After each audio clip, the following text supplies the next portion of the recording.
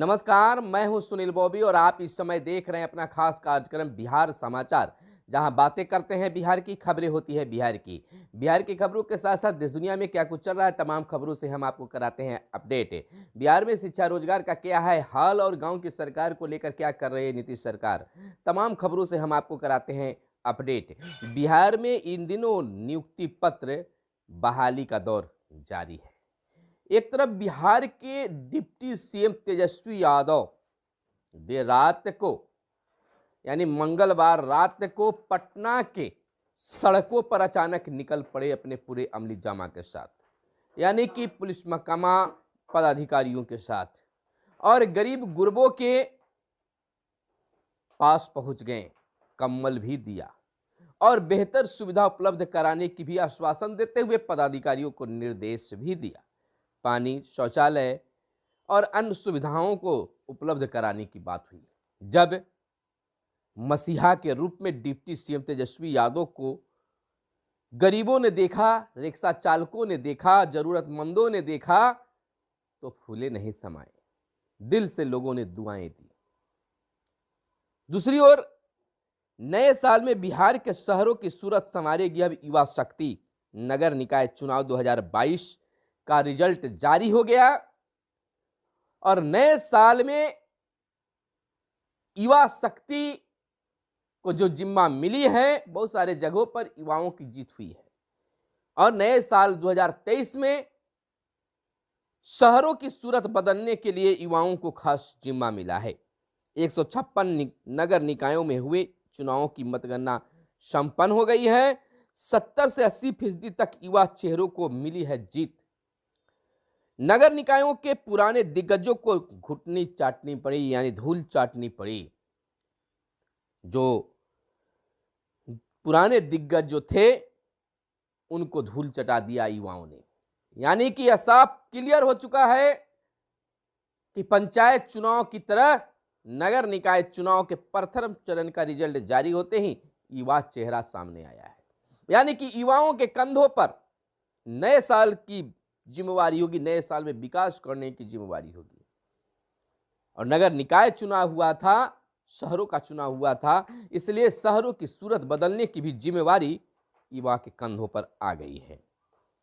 छोटे अखाड़ों में बड़ों को मिली है मात, छोटे छोटे जगहों में बड़े बड़े लोगों को मात मिली है।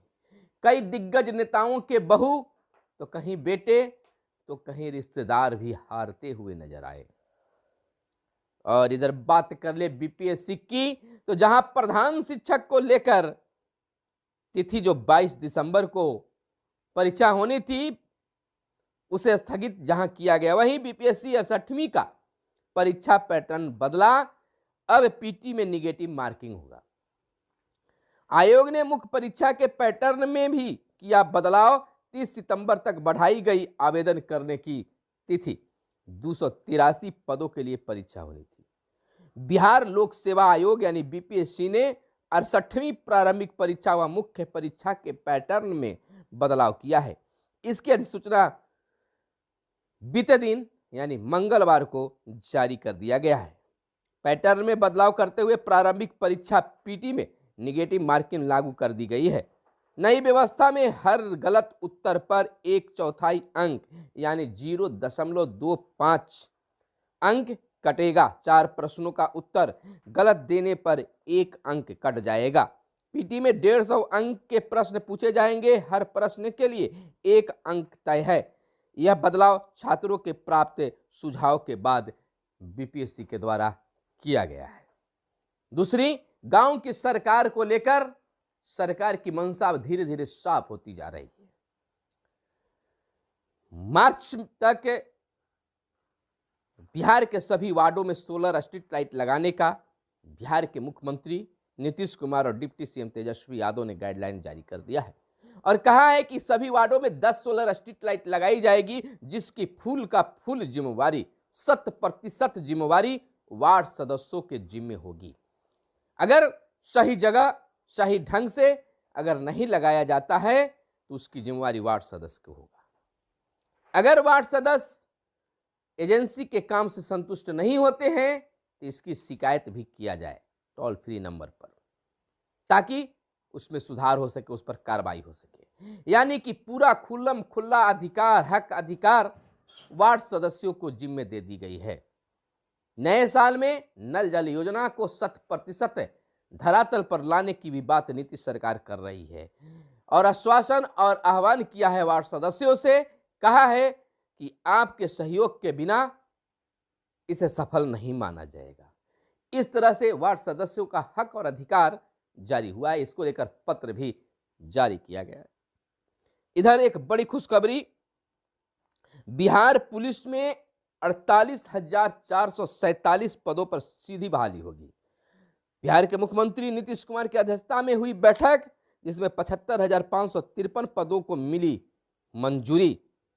13 प्रस्तावों को बैठक में मिली है स्वीकृति। कैबिनेट की बैठक में स्वीकृति 13 प्रस्तावों पर मिली है, जिसमें बिहार शिक्षा विभाग में बेंच डेस्क खरीदने की भी जिम्मेवारी तय की गई है, स्वीकृति दी गई है, राशि को तय कर दी गई है, पास कर दिया गया है।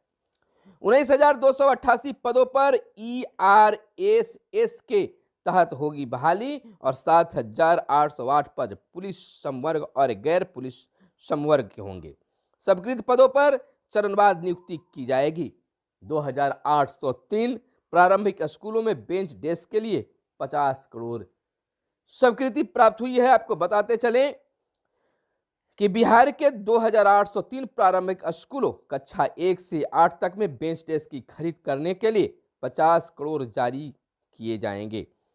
बिहार विद्यालय समिति के माध्यम से बेंच डेस्क की खरीद की जाएगी। प्रति बेंच डेस्क सेट पर 5,000 की खरीद होगी। इस तरह 50 करोड़ से 1 लाख बेंच डेस्क की खरीदी हो सकेगी। यानी कि प्रथम वर्ग से 8वीं तक के बच्चों को बेंच डेस्क पर बैठाने के लिए सरकार के द्वारा 50 करोड़ की स्वीकृति दी गई है। और इधर बता दें कि भारी पदों पर, पुलिस में भारी पदों पर बहाली का भी न्योता दे दिया गया है। स्वीकृति दे दी गई है 48,447 पदों के लिए। वहीं कश्मीर की अगर बात कर ले तो कश्मीर में लश्कर के 3 आतंकी ढेर हुए हैं।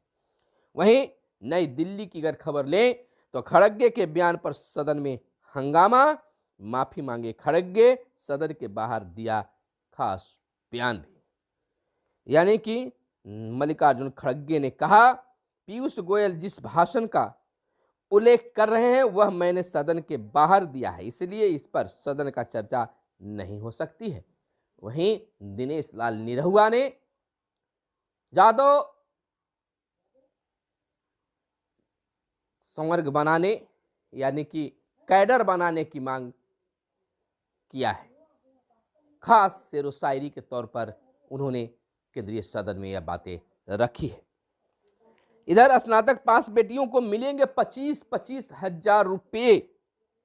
सीएम बालिका यानी स्नातक प्रोत्साहन योजना के तहत 20,000 छात्राओं के लिए 50 करोड़ जारी किए गए। 50 करोड़ रुपए जारी किए गए हैं। जो बेटियां स्नातक पास करेंगी उन्हें बिहार सरकार 25-25 हजार रुपया प्रोत्साहन राशि देगी। स्नातक उत्तीर्ण करने वाली छात्राओं के लिए प्रोत्साहन राशि मिलने का रास्ता अब बिल्कुल साफ हो गया है। बीते दिन इसकी शुरुआत भी हो गई। राज्य सरकार ने 20,000 छात्रों के लिए प्रोत्साहन राशि जारी कर दी है। इसके लिए शिक्षा विभाग ने 50 करोड़ का आवंटन किया है। लंबे समय से वह राशि लंबी थी। यह राशि वित्तीय वर्ष 2022-23 में मुख्यमंत्री कन्या उत्थान योजना के अंतर्गत मिलेगी। यानी कि बेटियां आगे बढ़े, पढ़े लिखे, इसके लिए बिहार सरकार हमेशा तटस्थ रही है। वहीं अगर बात बहाली की भी कर लें तो 1,767 अमीनों की बहाली का अब रास्ता साफ हो गया है। 12वीं पास उम्मीदवार भी नियुक्ति के लिए योग्य माने जाएंगे। वहीं एकल पीठ का फैसला निरस्त। एकल पीठ के लेवल केवल अमानत डिग्री प्राप्त उम्मीदवारों की नियुक्ति करने का आदेश दिया था। वहीं सहायक प्रोफेसर बहाली में नियुक्ति पत्र जारी करने पर हाई कोर्ट ने रोक लगा दी है। बताते चले अमीनों को लेकर कि पटना हाई कोर्ट ने अमीन बहाली के विज्ञापन को निरस्त कर नए सिरे से विज्ञापन प्रकाशित करने के आदेश को चुनौती देने वाली राज्य सरकार की ओर से दायर अर्जी पर बीते दिन सुनवाई की। कोर्ट ने पूर्व के एकल पीठ के फैसले को निरस्त कर दिया है। न्यायमूर्ति आशुतोष कुमार तथा न्यायमूर्ति नवनीत कुमार पांडे की खंडपीठ ने राज्य सरकार की ओर से दायर अर्जी पर सुनवाई की। हाईकोर्ट की खंडपीठ द्वारा अमीन बहाली के लिए दिए गए आदेश से यह साफ हो गया है कि केवल अमानत डिग्री प्राप्त उम्मीदवार ही नहीं बल्कि 12वीं पास उम्मीदवार भी इस पर नियुक्ति के लिए योग्य माने जाएंगे। इधर डीएलएड कॉलेज में 23 से स्पॉट नामांकन होगी और शराब कांड में 25-25 लाख मुआवजा मिले मांग किया गया है। फिर से सर्वे कराना दुर्भाग्य, श्रवण कुमार ने कहा है। रालोजपा के राष्ट्रीय प्रवक्ता श्रवण कुमार अग्रवाल ने कहा है कि उनकी पार्टी शराबबंदी कानून का पुनः सर्वे कराने के राज्य सरकार के फैसले का विरोध करेगी। इधर लोकसभा में उठाया जहरीली शराब का मामला, तो उधर आईटीआई दीघा में मार्गदर्शन मेला 22 से। और बता दें, लोजपा नेता राजकुमार व डॉक्टर उद्धव जदयू में शामिल। डीजीपी ने सीएम और मुख्य सचिव से की मुलाकात, जानी पूरे बिहार का हाल। मुआवजे के लिए भाजपा का धरना आज चला और हमदर्दी का दिखावा कर गुमराह कर रही है भाजपा सरकार। भाजपा का कहना है, भाजपा के द्वारा भाजपा के लिए कहा गया है। और राष्ट्रीय मानवाधिकार आयोग की टीम आने पर राज्य सरकार ने आपत्ति जताई। विजय चौधरी बोले, छपरा कांड कैसे मानवाधिकार के जुड़ता है समझ से परे है। गुजरात में मोरबी में 150 लोगों की मौत की जांच को क्यों नहीं गई यह टीम। और इधर अनाज नहीं मिलने पर लाभुकों को नगद राशि दी जाएगी, कैबिनेट का फैसला आया है। और जंगली भैंसा से क्षति पर भी सहायता राशि। विशेष सर्वेक्षण अमीन का चयन परीक्षा से होगी। और बिहार लोक वित्त एवं नीति संस्थान स्थापित अब होगा। विश्वविद्यालयों को 15 दिनों में देना होगा वेतन खर्च का हिसाब किताब। और नियुक्ति को नियमावली में हुआ संशोधन। संग्रहालय की बात है, राज्य में 4 अफसरों के भरोसे चल रहे हैं संग्रहालय। और इधर मोरबी पुल हादसे में मौतों की जांच क्यों नहीं हुई, ललन सिंह का कहना है। लोकसभा में बातें उठी। और इधर हम आपको बता दें, नीतीश कुमार के समर्थन में विपक्ष के 14 दल उतरे। जहरीली शराब बनाने वालों के खिलाफ बिहार सरकार के कदमों को भी सराहा। बात दिल्ली से निकलकर सामने आई है। और चीन की 60% आबादी पर कोरोना संक्रमण का खतरा फिर मंडराया। प्रधानमंत्री मोदी ने बाजरे से बने व्यंजनों का उठाया लुत्फ। और यौन उत्पीड़न का बाल मन गंभीर असर, हाईकोर्ट का यह बातें आई हैं। शहीद की विधवा को शादी के बाद अफसर बनने का भी मौका। और दुनिया भर में 30% नौकरी पेशा लोगों को छंटनी का अब है डर। तो यह थी आज की खास प्रमुख खबरें। चलते चलते बता दें कि इंसानी प्रोटीन से बने सुरक्षा कवच पर गोली का असर नहीं होगा। तो यह थी आज की खास खबरें जो आपके लिए हम प्रतिदिन लेकर आते रहते हैं। कैमरे के पीछे है मिस्टर साहिल। फिर मिलते हैं अगले वीडियो में, तब तक के लिए दीजिए इजाजत। धन्यवाद। जय हिंद, जय भारत, वंदे मातरम।